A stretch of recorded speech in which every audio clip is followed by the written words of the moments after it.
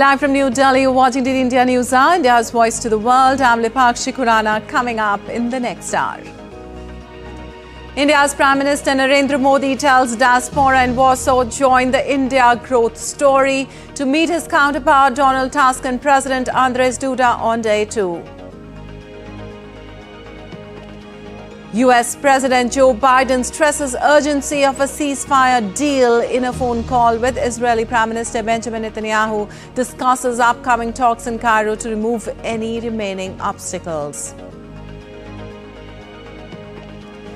Day of political action in the US. Tim Walz to officially accept the nomination to be Harris's running mate at Democratic Convention. Trump holds first outdoor campaign after the assassination attempt. Russia reports advances in eastern Ukraine. Ukraine destroys Pontoon bridges in Kursk incursion. Ukrainian President Zelensky says boosting forces to resist Moscow advance.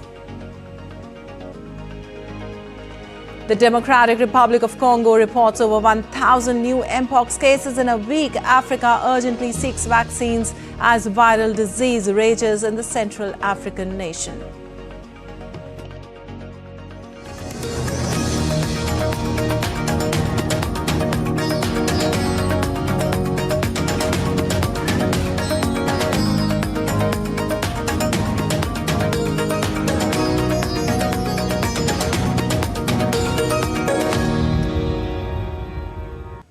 Indian Prime Minister Narendra Modi is in Poland as part of his 3-day visit to Central Europe.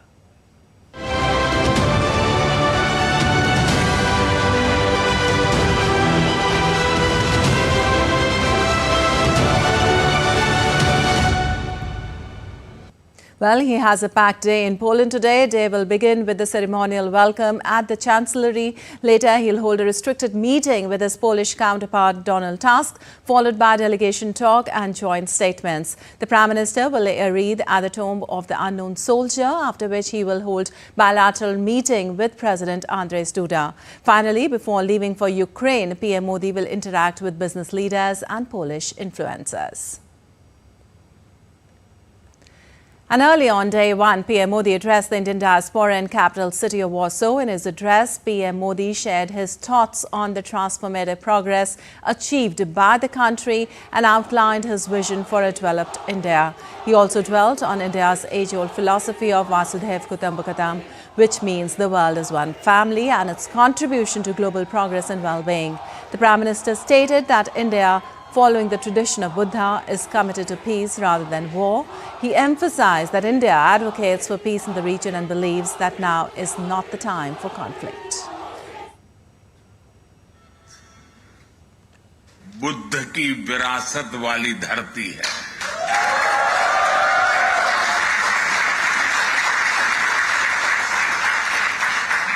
और जब बुद्ध की बात आती है तो जो युद्ध नहीं, शांति पर विश्वास करती है।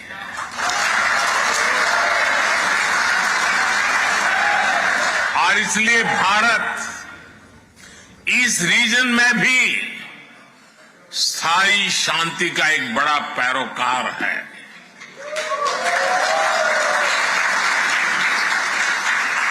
भारत का मत एकदम साफ है। ये युद्ध का युग नहीं है।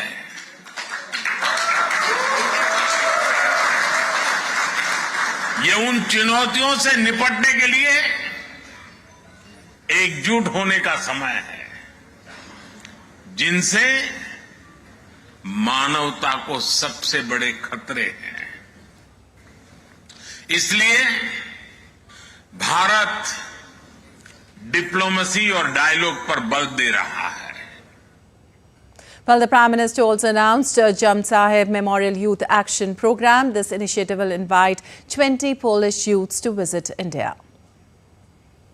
भारत जाम साहब मेमोरियल यूथ एक्शन प्रोग्राम शुरू करने जा रहा है।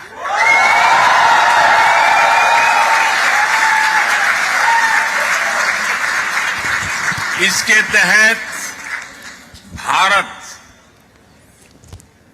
20 पोलिश युवाओं को हर साल भारत आने के लिए आमंत्रित करेगा।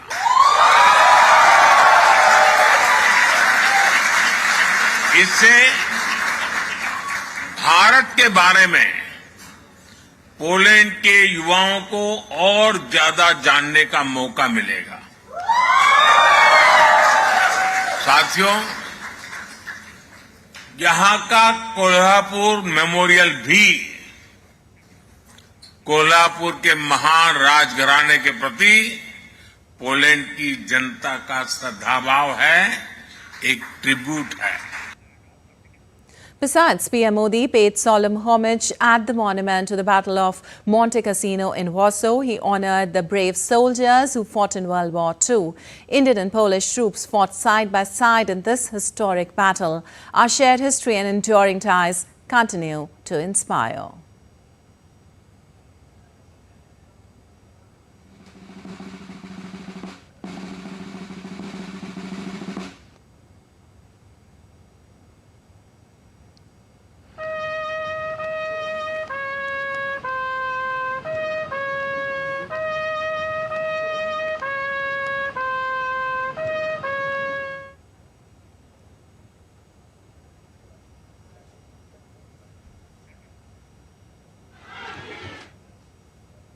Well, PM Modi also paid homage at the Kolhapur Memorial there. This memorial is a tribute to the great royal family of Kolhapur. The royal family was at the forefront of providing shelter to Polish women and children displaced due to World War II. Inspired by the ideals of Chhatrapati Shivaji Maharaj, the great royal family of Kolhapur put humanity above everything else and ensured a life of dignity for the Polish women and children. This act of compassion will keep inspiring generations.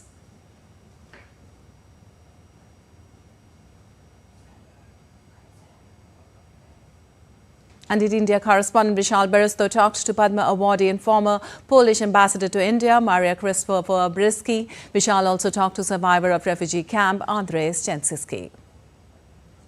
Here at the Kolhapur Memorial, I have with me the survivor of the refugee camp. He was in Valivade, and I have also with me the former ambassador of Poland to India. Let's talk to the ambassador first, sir. Today the Prime Minister visited. He is the first Prime Minister to come to this place. How's the feeling?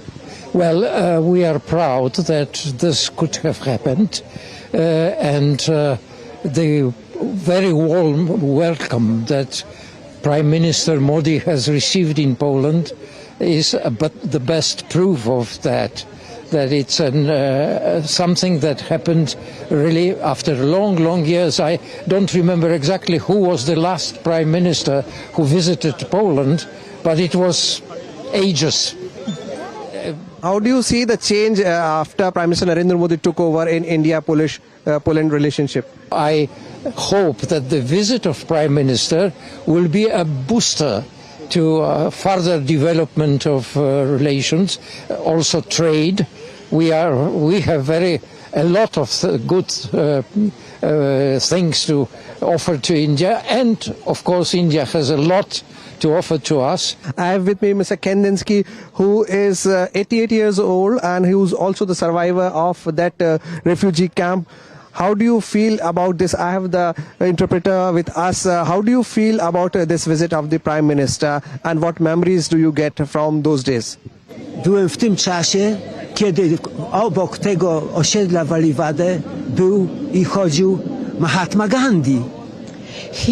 When he was in Valivade settlement, at the same time there was time of Mahatma Gandhi movement, this peaceful movement developing. You heard from Mr. Kendensky. He is reminded of his old days, days of Mahatma Gandhi, days of his childhood in India, and definitely India and Poland have a long way to go, and this visit of the Prime Minister would be the stepping stone between India and Poland strong friendship. With cameraman Sanjeev from the Kolhapur Memorial in Monte Cassino, this is Vishal Baristo for GD India.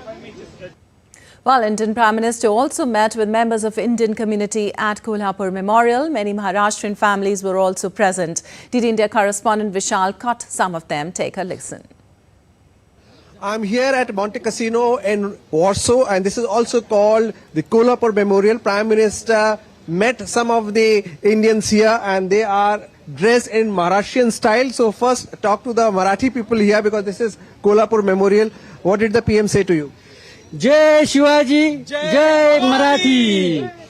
We are proud here to be here and being a Maharashtrian dress, because this is a Kolhapur Memorial openings. So we are excited, and this is our lifetime moment for us. Did you get to meet the Prime Minister? Yes, and they just asked about my daughter. What is her name and where is she from? So what did you say? I said her name is Tara and she is from Nasik. So she got the blessings of the Prime Minister. And how is the feeling after meeting the Prime Minister? It is very, very proud moment for us. We can't express also in the word. First time.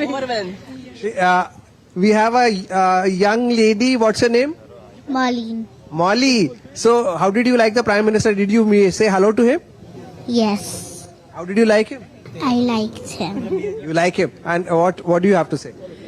I can say that it's a proud moment. It's like a festival today. We all have taken off from our work and we are here to welcome him. We are in news. That's the amazing thing, I think. And it's a proud moment for all of us, I think, all Indians being together. You see people dressed so nicely. And it's like a celebration or a festival today for us. So, really. Now, what do you like in the Prime Minister? What is the quality that you like in him? Well, I think that there's an aura around him. So when he was here, there was like, oh, this man, this is the center of the aura, and there is a charm around him, which is very good, and he holds that stature for getting the respect out of people. So I think he's quite. He stands up to the position that he holds on the leadership profile. So there you hear, and they are also full of smile, full of excitement, having met the Prime Minister. This is Vishal Baristo from Monte Cassino Memorial in Warsaw with cameraman Sanjeev Sharma, DD News. Well, humanity and compassion are vital foundations of a just and peaceful world, depicting which the Prime Minister also visited the Jam Sahib of Nawanagar Memorial in Warsaw, where he highlighted the humanitarian contribution of Jam Sahib Digvijay Singh Ji, Ranjit Singh Ji Jadeja, who ensured shelter as well as care to Polish children left homeless due to the Second World War. Jam Sahib is fondly remembered in Poland as Dobry Maharaj. He paid homage at the memorial.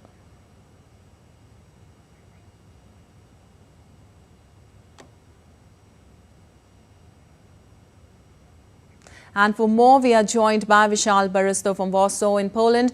Well, Vishal, PM Modi had a very busy day, one with the Indian diaspora. How would you describe it? Well, it was a very eventful day yesterday with the hoardings of Vitamay Modi, which means welcome Modi in Polish. In the evening, he addressed the Indian diaspora, telling them that their presence and their style of welcoming is very nice, and he's quite overwhelmed with the way he was received here in Poland. And he also said that because of their good works, India is feeling very, very proud of the Indian diaspora.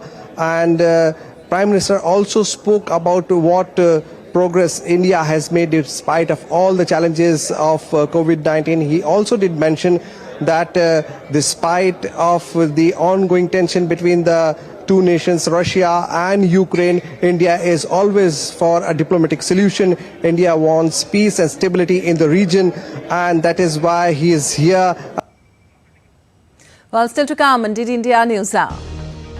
4 bodies retrieved from sunken yacht in Sicily. Search operation continues. At the 2024 World Robot Conference, China's top robotic makers showcased the latest humanoid robots and robot dogs. Amid conservation efforts in California, the nearly extinct majestic birds condors reclaim the skies of Mexico.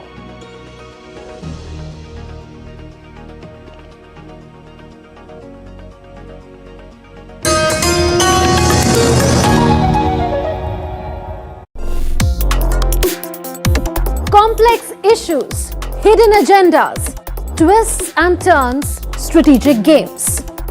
We think all dots are linked. We just need to connect them. Join me every week as I connect the dots to unravel hidden designs in statecraft, mysteries, and decode issues that matter to you. Watch Connecting the Dots with me at these times on DD India.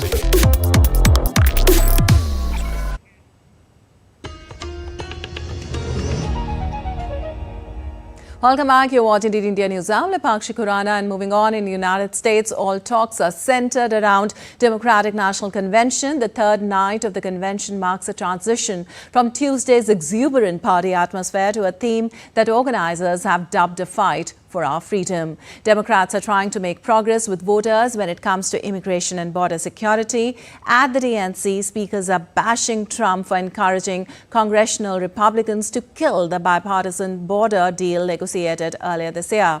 The Democratic National Convention is being held in Chicago from 19th to 22nd of August.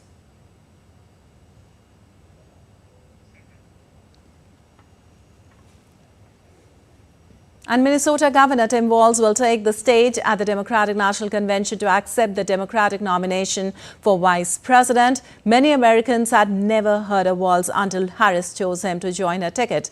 In his first weeks of campaigning, he's charmed supporters with his background as a teacher and football coach and helped to balance Harris's coastal background as a cultural representative of Midwestern states whose voters she needs this fall. Polling data shows that despite early hiccups, Walz has had a smoother launch as Harris' running mate than Republican J.D. Vance, Trump's pickup for vice president.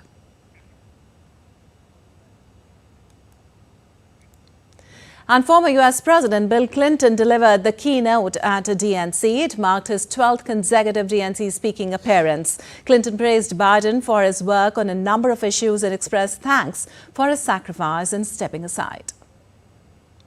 We were in the middle of a pandemic and an economic crash. He healed our sick and put the rest of us back to work. And he strengthened our alliances for peace and security. He stood up for Ukraine. He's trying desperately to get a ceasefire in the Middle East. Well, another star speaker, former House Speaker Nancy Pelosi, also addressed the DNC. She played a significant role in Biden's exit from the top of the Democratic ticket. Pelosi endorsed Harris to be the party's nominee for president, but did not publicly call on Biden to withdraw from the race. In her speech, Nancy did not mention Trump by name when addressing January 6th. She said lawmakers returning to the Capitol that same night demonstrated that American democracy prevailed and called on voters now to reject autocracy and choose democracy by choosing Harris and Walz.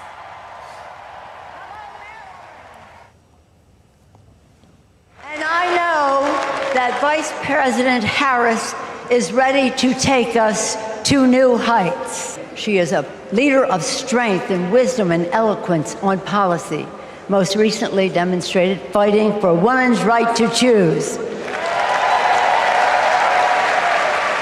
Politically, she is astute and strategic in winning difficult elections, quickly securing the nomination with dignity and grace, and choosing Tim Walz as our vice president.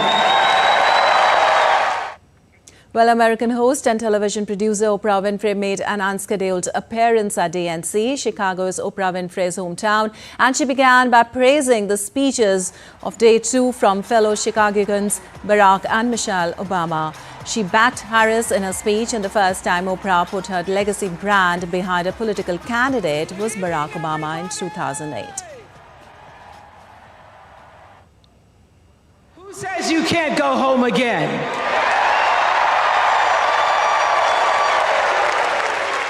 After watching the Obamas last night, that was some epic fire, wasn't it? Some epic fire. We're now so fired up, we can't wait to leave here and do something.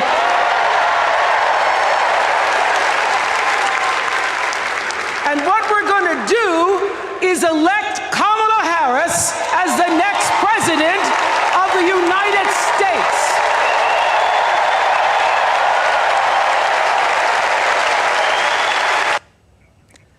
Well, actress Mindy Kaling is the celebrity host for Day 3 at DNC. Kaling told the story of cooking dosas with Vice President Harris, then Kaling's senator, and bonding over their love for their moms, who had both immigrated from India and both died from cancer. She said Harris will fight to protect their freedoms. Kamala Harris cares deeply about other people. She will fight to protect our freedoms, because those are the values that her mother passed down to her. But in order to protect those freedoms, Democrats also need to win the House. Well, for more, we have Nick Harper joining us from Washington. Well, Nick, Pelosi, Clinton and other star guests took stage at Democratic National Convention today. Anticipation is high for Wall's speech. Tell us the highlights of Day 3. Yeah, that Tim Walz speech probably about under an hour away from now, within the next 30 minutes or so. A real opportunity for the Minnesota governor to introduce himself to America at a time when only 4 out of 10 Americans say they really know anything about him or what he stands for. He is that middle of America American, a former football coach, a high school teacher, really having that opportunity to speak to a huge televised audience, as well as that audience in Chicago. Likely going to be the biggest speech of his political career. But Oprah Winfrey, who has just finished speaking, is one of the most influential women in the world. And she was speaking about Kamala Harris's Indian heritage, speaking about her Indian mother, her Jamaican father, and saying that being an immigrant is what makes Americans often American. She said it is the best of America, very much trying to push back against the anti-immigrant policies that we're likely to see if Donald Trump comes back into office. He's promised mass deportations if he's re-elected. And Oprah Winfrey was trying to make the case for the difference between Harris and Trump. She said that voters had to choose optimism over cynicism, inclusion over retribution, and common sense over nonsense. And she also said that the Democrats, headed by Harris, were fighting for freedoms, things like reproductive rights, civil rights, and abortion rights. It very much has been an evening, this evening, of trying to draw that distinction between Harris and her rival in November, Donald Trump. All right, Nick. Also, the theme for the third day is a fight for our freedoms, where Democrats emphasized on the importance of Harris as a defender of American freedoms. What are the takeaways? Yeah, that's right. Very interesting to note that they have very much switched to a more policy-centred day today, Day 3. Day 2, there was an air of levity in many ways, a celebratory atmosphere when we heard from the former President Barack Obama and the former First Lady Michelle Obama. There was a dance at one point with musical stars going through the audience. This evening, there is much more focus on those policies and the freedoms that the Democrats say that they are trying to uphold, but the Republicans, they say, are trying to do away with. Things like abortion rights, which has been a huge motivator for many Democrats during the course of the last 2 years or so, since the Supreme Court struck down that nationwide right to abortion. And since then, we've seen many Republican-led states making it very difficult for women to get abortions in those states. It's something that Democrats have campaigned hard on and feel that it will give them a real opportunity as they head towards November's election. So saying that they will be holding up those rights, but also the rights of democracy and freedom, and reminding Americans that Donald Trump was the president at the time of the January 6th attack, when we saw those Trump supporters trying to overrun the US Capitol and trying to take away what the Democrats are saying, those inalienable rights of Americans, democracy and freedom. All right. So high voltage atmosphere there. Thank you so much, Nick, for all that update on Day 3. And moving on, the mother of U.S. Israeli hostage Hersh Goldberg Poland, being held in Gaza, collapsed into tears as she and her husband took their pleas for a ceasefire deal to the floor of the Democratic National Convention. Rochelle Goldberg and John Poland said bringing the hostages home is not a political issue, but a humanitarian issue. At this moment, 109 treasured human beings are being held hostage by Hamas in Gaza. They are Christians, Jews, Muslims, Hindus, and Buddhists. They are from 23 different countries. The youngest hostage is a 1-year-old red-headed baby boy, and the oldest is an 86-year-old mustachioed grandpa. Among the hostages are 8 American citizens. One of those Americans is our only son. His name is Hirsch. Well, former President Donald Trump on Wednesday held his first outdoor campaign event since he was grazed by a bullet in an assassination attempt. During the rally in North Carolina, Trump accused the Biden administration of manipulating job statistics, saying they added 818,000 jobs that don't exist. Trump spoke from behind a podium surrounded by panes of bulletproof glass that formed a protective wall across the stage aimed at keeping him safe after the attack by Pennsylvania gunmen on July 13th. Harris-Biden administration has been caught fraudulently manipulating job statistics to hide the true extent of the economic ruin that they've inflicted on America. The new data from the Bureau of Labor Statistics shows that the administration padded the numbers with an extra, listen to this one, 818,000 jobs that don't exist. So they said they existed, and they never did exist. They built them up so that they could say what a wonderful job they're doing. No, we've never had numbers like this. They don't exist. Meanwhile, the Republican candidate will be visiting a border region in the state of Arizona on Thursday. He's on a tour of swing states, pushing his political campaign to people whose votes could make all the difference in November's presidential election. Caroline Malone in Washington for DD India reports for more. Donald Trump is due to appear on the US-Mexico border later today, where he'll address the hot topic of immigration. Republicans, led by Trump, have been campaigning on closing the borders to illegal migration, saying the current Biden-Harris administration has allowed more of what Trump refers to as illegals and criminals into the country than ever before. Around 80,000 people cross the southern US border from Mexico every month without authorization. That's down from previous years, but above what was happening during Trump's time in office, when he had Title 42 that used to turn people away based on COVID-19 pandemic rules. Well, Trump is trying to regain some momentum this week away from the campaign of the vice president and presumptive Democratic nominee for president, Kamala Harris, who's due to make a headline speech at the Chicago convention on Thursday night.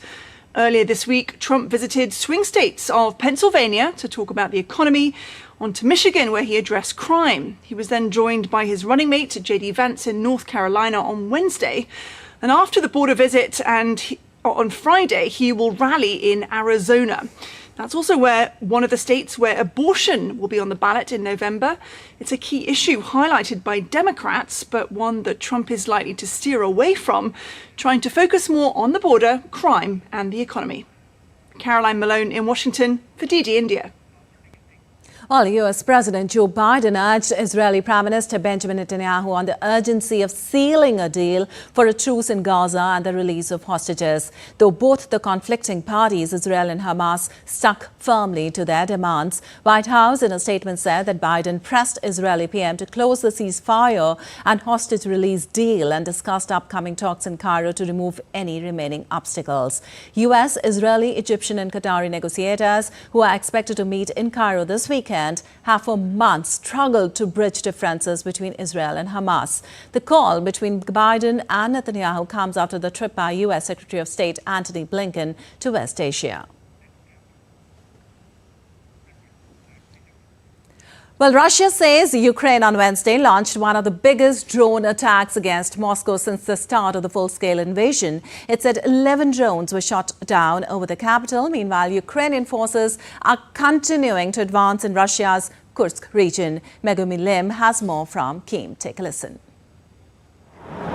Russian officials said on Wednesday 45 Ukrainian drones were intercepted over several regions and that 11 of them were headed for Moscow. Ukraine has so far not commented and no injuries or damages have so far been reported. Now, Ukraine's military said on Wednesday it struck the site of an S-300 anti-aircraft system in Russia's southern Rostov region. This system has been used by Moscow's forces to carry out attacks against Ukrainian cities. And Ukraine, for the first time, revealed that Russia had launched a total of 9,600 missiles and 14,000 attack drones since the start of the full-scale invasion. Kyiv said a majority of these attacks were carried out by S-300 and S-400 missiles. Meanwhile, Ukrainian forces are continuing to advance in Russia's Kursk region. The country's commander-in-chief, Alexander Syrsky, said his forces captured an additional 28 to 35 kilometers of territory and now controlled a total of 93 settlements. Analysts are saying Ukraine still needs to capture a few more settlements to secure a buffer zone for the Sumy region to protect it from future Russian attacks and potential ground offensives. Now, authorities in the Sumy region said evacuations have been planned for 45,000 people living near the border with Russia. Although the Kursk incursion did push Russian forces back and artillery attacks have decreased, retaliatory airstrikes in the area have reportedly intensified. Megumi Lim in Kyiv reporting for DD India. Now let's take a look at other stories making news around the world. 4 bodies were retrieved on Wednesday from the sunken wreck of a yacht belonging to the wife of British tech magnate Mike Lynch. The bodies were brought ashore on rescue boats and taken to nearby hospitals for formal identification. Local authorities refused to give any information about who they might have found. Search operation to further continue for 2 missing people. China is making significant advancements in humanoid robotics, challenging industry leaders with innovative startups and affordable, high-performance robots. At the exhibition venue, humanoid robots were seen performing simple tasks such as picking up items, walking through obstacles, and mimicking human gestures and expressions. Humanoid robots are primarily used for simple inspection and internal logistic tasks in industrial production.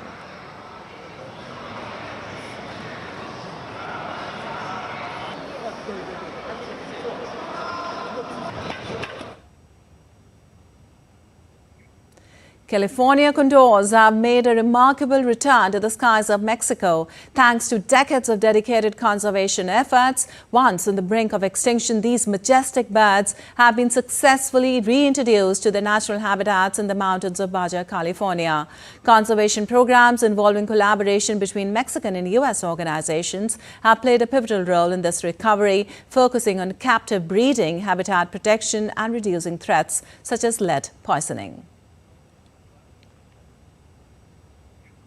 London's Prince William's Homebirds opens a new exhibition to harness the power of art to help people better understand homelessness. This exhibition features works from artists who have either experienced homelessness firsthand or have been deeply moved by the experiences of others. The diverse collection of artwork captures a range of emotions and perspectives, offering a poignant insight into the challenges faced by those without stable housing.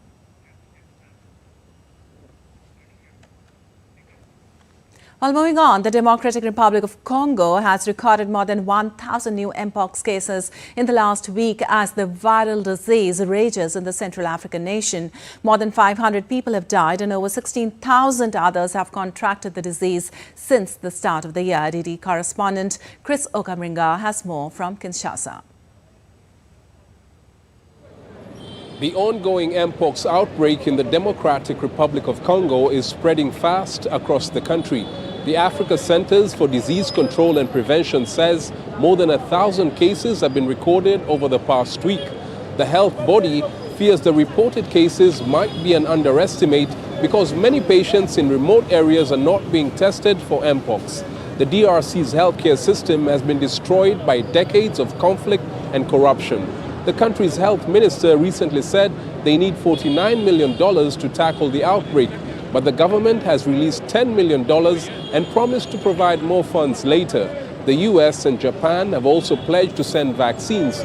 The Mpox cases in the DRC have spread to neighboring countries.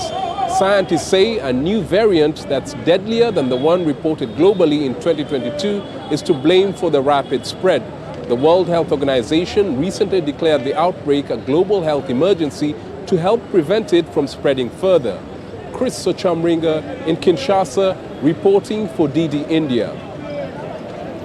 Well, the Mediterranean Sea recorded its highest ever temperature, reaching 28.90 degrees Celsius. The rapidly rising sea temperatures are a clear sign of the ongoing impacts of global climate change, as prolonged heat waves and warming oceans have been intensifying across the planet. The Mediterranean region, already highly vulnerable to climate shifts, is facing severe environmental crisis due to these warming waters. Higher sea temperatures can disrupt marine ecosystems, endanger biodiversity, and lead to more frequent and intense weather events and coral bleaching.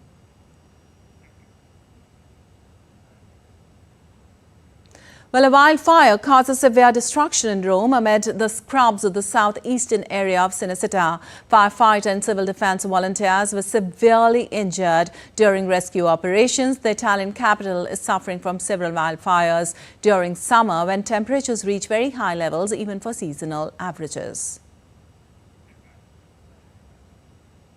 Well, also, heavy rainfall triggered severe flooding in the Tokyo district of Sendagaya, causing disruptions and damage in the area. Streets quickly became inundated as the rain overwhelmed drainage systems, submerging vehicles and flooding homes and businesses. Residents were advised to take caution, and local authorities mobilized emergency services to assist with evacuations and mitigate the effects of flooding.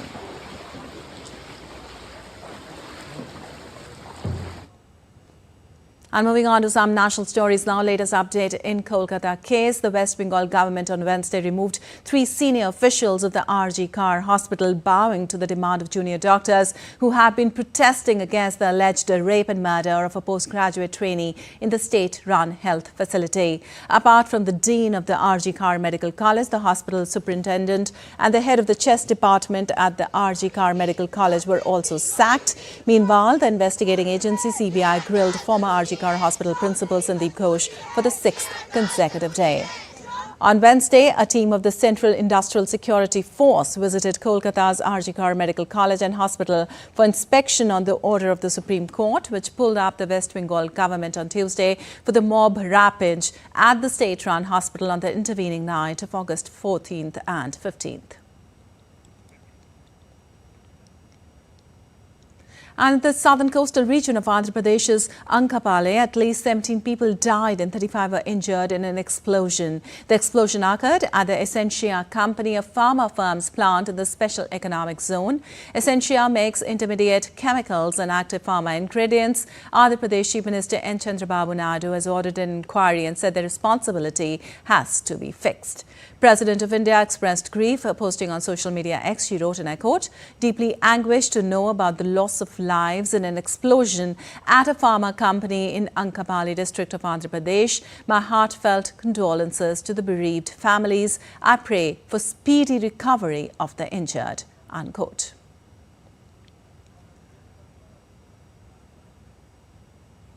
Also on Platform X, Prime Minister Narendra Modi wrote, and I quote, "Pained by the loss of lives due to a mishap at the factory in Ankapale. Condolences to those who lost their near and dear ones. May the injured recover soon. An ex gratia of ₹2 lakhs from PMNRF would be given to the next of kin of each deceased. The injured would be given ₹50,000, unquote. And moving on, the India Meteorological Department has forecasted heavy rainfall in the southern and eastern states of Mizoram, Nagaland, Tripura, Manipur, Kerala, Assam and Meghalaya over the next 2 days. As per the latest forecast, isolated heavy rainfall in Himachal Pradesh on August 25th and 26th, in Uttarakhand and Rajasthan through August 26th, and in Uttar Pradesh until August 24th. The Met Department has also issued yellow alert for heavy showers over the next 3 days in Delhi. As heavy rains persist across Kerala, the IMD has issued an orange alert for 6 districts and a yellow alert for the rest of the state. In Tripura, there is no let-up in the flood situation in several parts of the state due to continuous rainfall. With the IMD forecasting an alert for extremely heavy rainfall for today, the state machinery is on its toes to mitigate the impact and provide relief to the people. Also, as incessant rainfall is witnessed by Indian state of Himachal Pradesh, rescue and restoration efforts are underway after multiple landslides hit Shimla on Wednesday. At least 20 bodies out of 33 have been recovered from the rubble and search operations are underway. The Shimla District Administration held an emergency meeting on Wednesday to address the situation and begin road restoration. And now let's take a look at other stories making news today.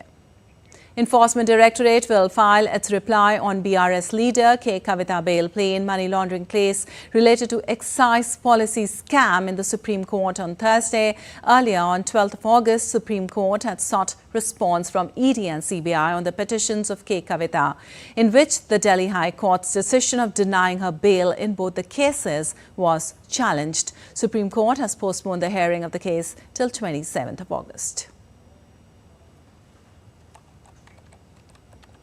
National capital Delhi will face major transportation issues for the next 2 days as auto and taxi driver unions in Delhi NCR have announced a strike from Thursday. Auto taxi unions will go on strike in protest against app-based cab services.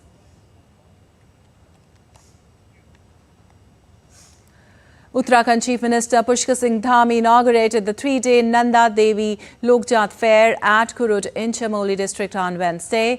During the occasion, the Chief Minister announced the construction projects of various development projects in the region, declaring Lokjat Fair as a state fair. Dhami said that it will help upgrade Nandanagar Hospital to a district hospital.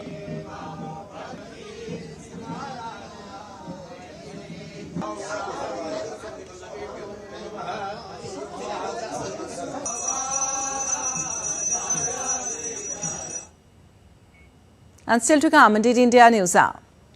The US FDA declines a therapy used for blood cancer, though the company vows to continue its goal of making the treatment widely available. German goalkeeper Manuel Neuer announces retirement from international football. And third day of the Democratic National Convention in Chicago witnessing musical treat.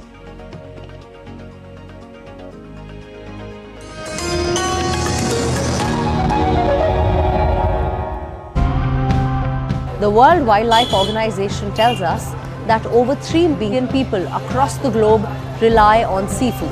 There are efforts being made to preserve our marine ecosystem, so let's dive right in. The course of the river was getting shrinked in the upstream areas, and when there is no freshwater flow, the river Ichamoti only survives in the downstream areas, and it has become, in our terminology, we call it a tidal inlet. Habitat from so many places in the world, and people didn't even know that it had happened. Mussels that live at the bottom of the lake have this large effect on the biology of the entire lake. So this is the poster that we provide to people on our fish walks. So they can just look at this and identify which are the fish in season, and when we give them the test to go out and identify sustainable fish. It's worrying because rising temperatures cause the water to expand, and with it, the sea level to rise.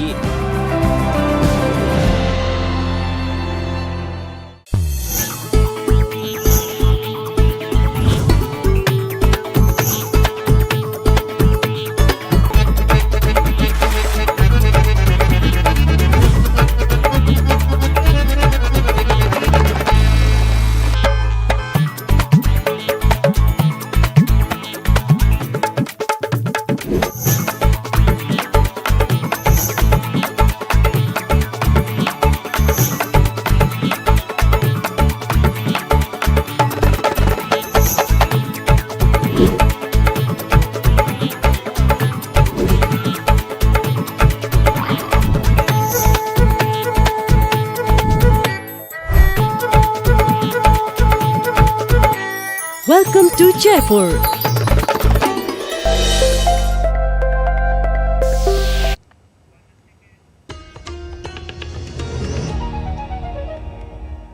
Welcome back. You're watching the India News. I'm Lepakshi Kuran. Moving on, the US Food and Drug Administration has decided to decline a therapy used for common form of blood cancer. Regeneron, the company that asked the FDA to approve the therapy, has vowed to continue its goal of making the treatment widely available. DD India's Mitch McCann reports for more from New York. Regeneron was seeking approval from the Food and Drug Administration for its therapy linvoseltamab, which is used to treat patients with myeloma after their cancer has returned or worsened after 3 prior treatments. Regeneron says the FDA decided not to grant approval for the drug because of findings at a pre-approval inspection at a third-party manufacturer. According to Reuters, the company says it's committed to working closely with a third-party manufacturer and the health regulator to make sure linvoseltamab can reach patients. It says the issue's now been rectified, but it's waiting on another inspection. It's reported that the multiple myeloma market was worth almost $16 billion last year, and that the European Medicines Agency, or EMA, is still reviewing its request for the therapy. Mitch McCann in New York, reporting for DD India. Well, PwC, China's biggest accounting firm, has informed its clients it expects a 6-month business ban by Chinese authorities as early as September as part of punishment for its audit of collapsed property developer Evergrande. The Financial Times reported on Wednesday that the ban would prevent it from signing off on financial results and initial public offerings and from conducting other regulated activities. A PwC spokesperson declined to comment, saying it is an ongoing regulatory matter. PwC has been under scrutiny for its role in auditing Evergrande since the troubled property developer was accused in March of a $78 billion fraud, leading to an exodus of clients. Well, you're watching DD India News Hour. Time now for some sports news. In football, Germany goalkeeper Manuel Neuer has announced his retirement from international football. The 38-year-old who won the 2014 World Cup was capped 124 times, with his final appearance for Germany coming in last month's Euro 2024 quarter-final defeat against Spain. Neuer made his international debut in 2009 and played in 8 major tournaments. He was Germany's starting goalkeeper in the World Cup final win over Argentina in 2014 and served as captain from 2018 until earlier this year, when Gundogan took over this role. And India's star javelin thrower Neeraj Chopra will be in action at the Lausanne Diamond League late on Thursday night. The event features a strong field, including Paris Olympics bronze medalist Anderson Peters. The Olympic champion Arshad Nadeem will skip the event. The Lausanne Diamond League meet will be on the 5th competition of the season for Neeraj Chopra. Neeraj won silver at Paris 2024 with the throw of 89.45 meters and is currently 4th in the Diamond League standings. He needs a top 6 finish in Lausanne to qualify for the Diamond League final in Brussels next month. His main competition includes Jakub Valcic of Czechia and Julia Weber of Germany.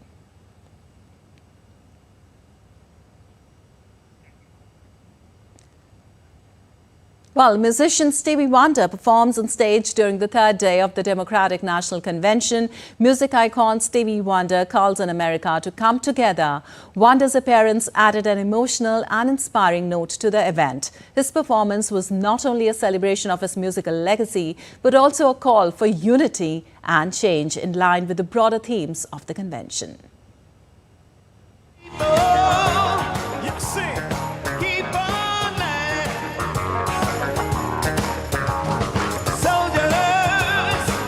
Keep on going. Yeah. Whoa. Keep on doing it. 'Cause it won't be too long. Are you with me?